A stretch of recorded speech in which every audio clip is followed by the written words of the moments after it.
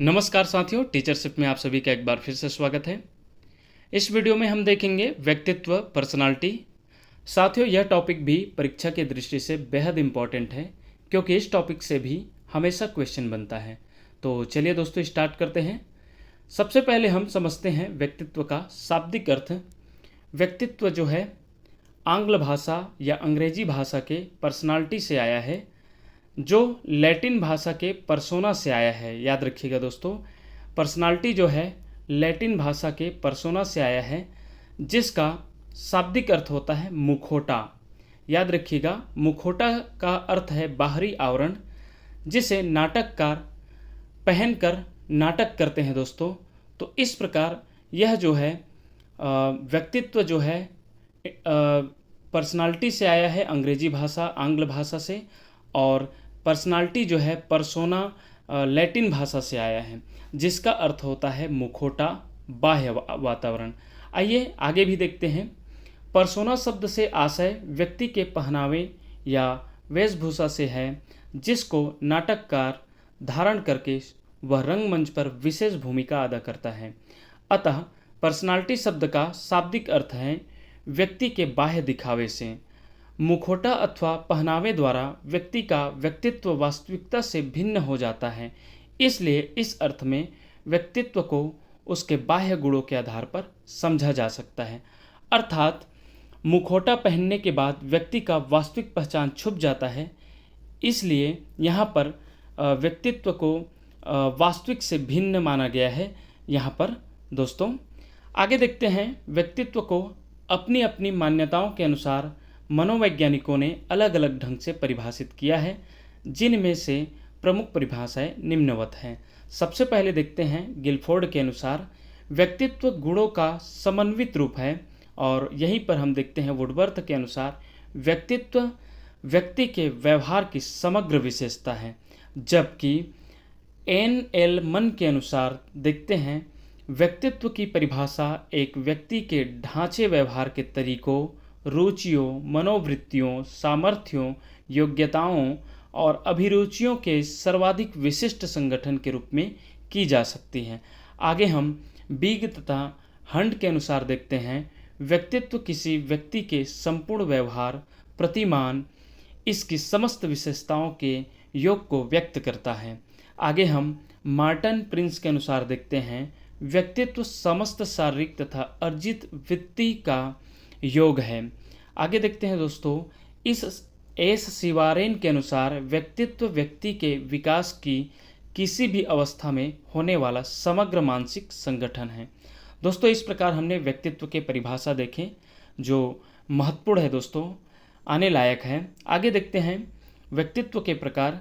German मनोवैज्ञानिक Karl Jung ने अपनी पुस्तक साइकोलॉजिकल टाइप्स में व्यक्तित्व को सामाजिक अंतःक्रिया के आधार पर निम्नवत 3 भागों में वर्गीकृत किया गया है। याद रखिएगा दोस्तों, अलग अलग मनोवैज्ञानिकों के द्वारा व्यक्तित्व का प्रकार अलग अलग बताया है। जैसे कि कार्ल यूंग के द्वारा 3 प्रकार के व्यक्तित्व के बारे में बताया गया है। अंतर्मुखी, जिसे इंट्रोवर्ट कहते हैं, दूसरा है बहिर्मुखी, जिसे एक्सट्रोवर्ट कहते हैं, और तीसरा होता है उभयमुखी, जिसे एम्बीवर्ट कहते हैं। अंतर्मुखी अर्थात जो संकोची, एकांत प्रिय, आत्मकेंद्रित तथा असामाजिक प्रवृत्ति के व्यक्ति होते हैं, उन्हें अंतर्मुखी कहते हैं। जबकि बहिर्मुखी जो है वाक्पटु, लोकप्रिय, कुशल तथा सामाजिक प्रवृत्ति के होते हैं, घुलने मिलने की उनमें विशेष गुण होता है, उन्हें बहिर्मुखी कहते हैं। जबकि दोनों अंतर्मुखी तथा बहिर्मुखी के संयोग को उभयमुखी कहते हैं दोस्तों, जिसे विकासोन्मुखी व्यक्तित्व कहते हैं, जो सामाजिक अंतःक्रिया के आधार पर यह 3 प्रकार के बताया गया है। ये बहुत इंपॉर्टेंट है दोस्तों, पूछा जाता है। अंतर्मुखी बहिर्मुखी से बहुत बार क्वेश्चन बना है। आगे हम इसी को थोड़ा डिटेल चर्चा करते हैं। अंतर्मुखी व्यक्तित्व को देखते हैं। ऐसे व्यक्तित्व का व्यक्ति चिंतनशील होता है।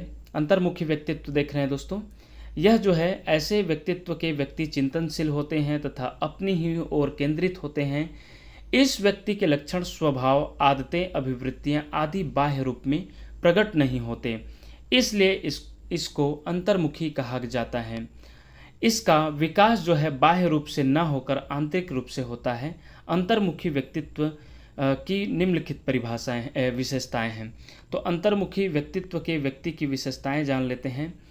ऐसे व्यक्ति का बाह्य जगत की वस्तुओं से कम अनुराग होता है, कम प्रेम होता है बाह्य वस्तुओं से। वे एकांकी होते हैं, वे कर्तव्यपरायण होते हैं तथा समय का सदैव ध्यान रखते हैं। आगे देखते हैं, यह व्यवहार कुशल नहीं होता तथा हंसी मजाक एवं व्यर्थ के छलों आदि में नहीं फंसता, अर्थात यह लोगों से समय बिताना पसंद नहीं करते। युंग ने अंतर्मुखी व्यक्तियों को विचार प्रधान, भाव प्रधान, तर्क प्रधान व दिव्य दृष्टि प्रधान 4 रूपों में विभक्त किया गया है।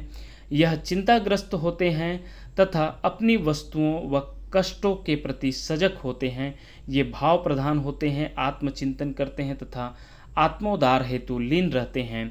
ये स्वयं के चिंतनशील होते हैं तथा शांत मुद्रा में रहते हैं।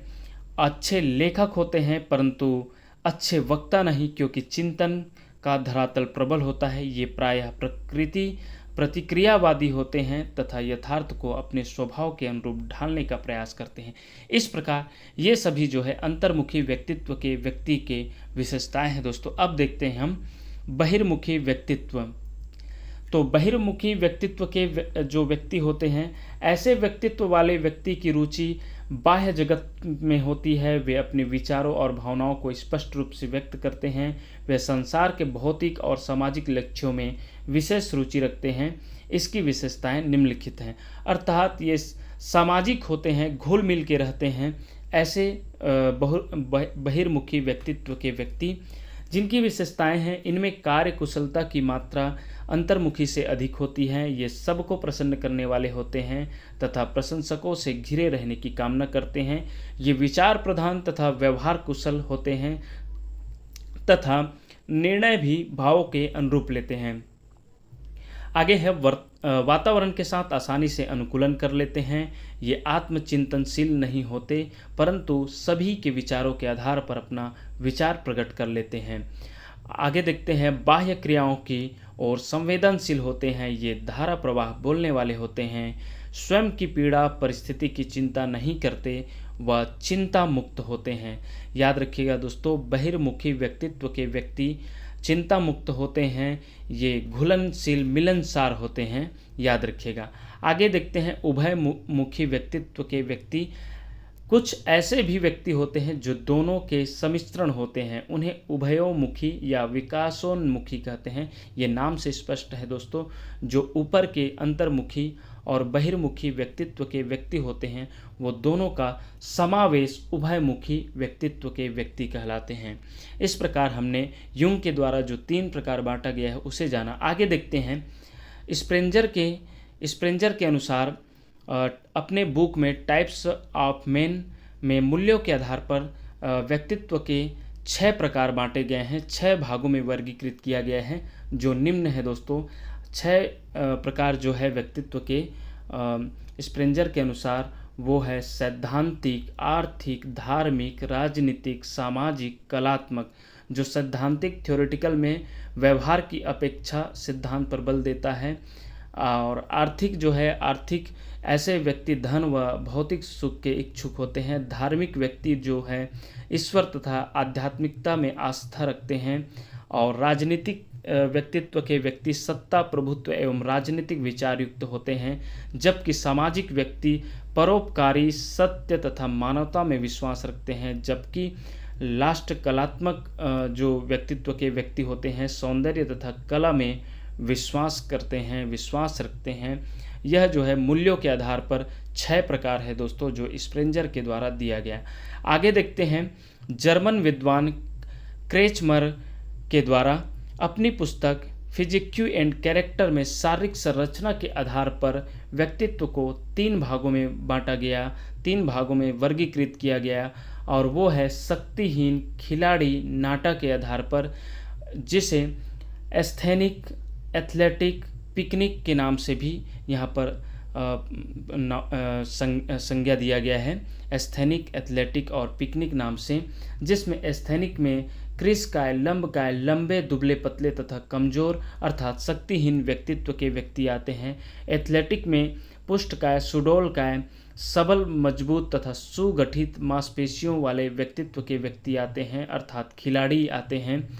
और पिकनिक में स्थूलकाय, गोलकाय, गोल मटोल, तोंदुल तथा नाटे आदि जो तोंदुल पेट निकला हुआ व्यक्तित्व के व्यक्ति आते हैं। तो इस प्रकार यह जो है दोस्तों क्रेचमर के द्वारा 3 भागों में बांटा गया है व्यक्तित्व के प्रकार को, शारीरिक संरचना के आधार पर कहा जा सकता है।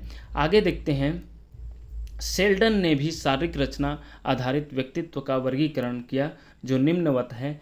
जैसे कि शेल्डन के द्वारा गोलाकार, आयताकार, लंबाकार शारीरिक रचना के आधार पर, जिसमें गोलाकार में कोमल तथा गोल शरीर, आयताकार में शक्तिशाली तथा हृष्ट पुष्ट शरीर और लंबाकार में शक्तिहीन, लंबे तथा पतले आदि, इस प्रकार के ये शेल्डन के अनुसार व्यक्तित्व के प्रकार है दोस्तों। आगे देखते हैं व्यक्तित्व की विशेषताएं।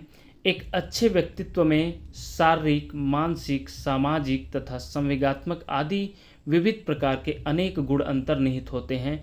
अच्छे व्यक्तित्व की प्रमुख विशेषताएं हैं, अर्थात दोस्तों जिस व्यक्ति में अच्छे व्यक्तित्व के गुण होते हैं उसमें ये सभी विशेषताएं मौजूद होती हैं। जैसे कि अच्छे व्यक्तित्व के व्यक्ति में सतत विकास करने की गुण होती है, इनमें दृढ़ इच्छा शक्ति का गुण होता है, सामाजिकता का गुण होता है, सांवेगिक स्थिरता का गुण होता है, एकता एवं समाकलन का गुण होता है, नैतिकता का गुण होता है, समायोजन का गुण होता है, आत्मचेतना का गुण होता है। यह जो है दोस्तों अच्छे व्यक्तित्व के व्यक्ति के जो है विशेषताएं हैं दोस्तों। आगे देखते हैं, हम व्यक्तित्व के सिद्धांत के बारे में चर्चा करते हैं। व्यक्तित्व के सिद्धांत जो है फ्रायड का मनोविश्लेषणात्मक सिद्धांत है, जिसका प्रतिपादक है सिगमंड फ्रायड, जो कि बहुत ही इम्पोर्टेंट सिद्धांत है, इससे भी क्वेश्चन बनता है दोस्तों। दूसरा है सेल गुण का सिद्धांत, जिसमें प्रतिपादक है G.W. आलपोर्ट और R.B. Cattle, H.J. आइजेंक, पाल कास्टा तथा रॉबर्ट मैक्रे द्वारा। एरिक्सन का मनोसामाजिक सिद्धांत, जिसके आज 8 स्टेज है, याद रखिएगा दोस्तों, ये बहुत ही इम्पॉर्टेंट है, इससे भी बहुत क्वेश्चन बनता है।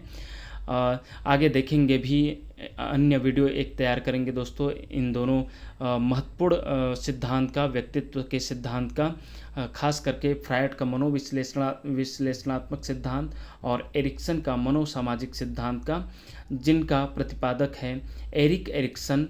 और आगे है हार्नी का व्यक्तित्व का सिद्धांत, जिनका प्रतिपादक कैरेन हार्नी है। फ्रॉम का व्यक्तित्व का सिद्धांत, जिनका प्रतिपादक एरिक फ्रॉम है। और एडलर का व्यक्तित्व का सिद्धांत, जिसका प्रतिपादक है एल्फ्रेड एडलर। इस प्रकार दोस्तों आज हमने व्यक्तित्व के कॉन्सेप्ट तथा व्यक्तित्व से संबंधित जितने भी प्रकार, विशेषताएं, सिद्धांत है उसे जाना।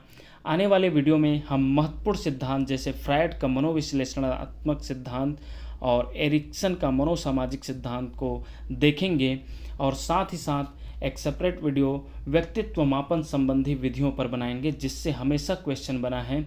इस प्रकार दोस्तों आने वाले वीडियो में फिर से हम इनके टॉपिक को देखेंगे। इस प्रकार आप टीचरशिप में समय व्यतीत करते रहिए दोस्तों। धन्यवाद साथियों।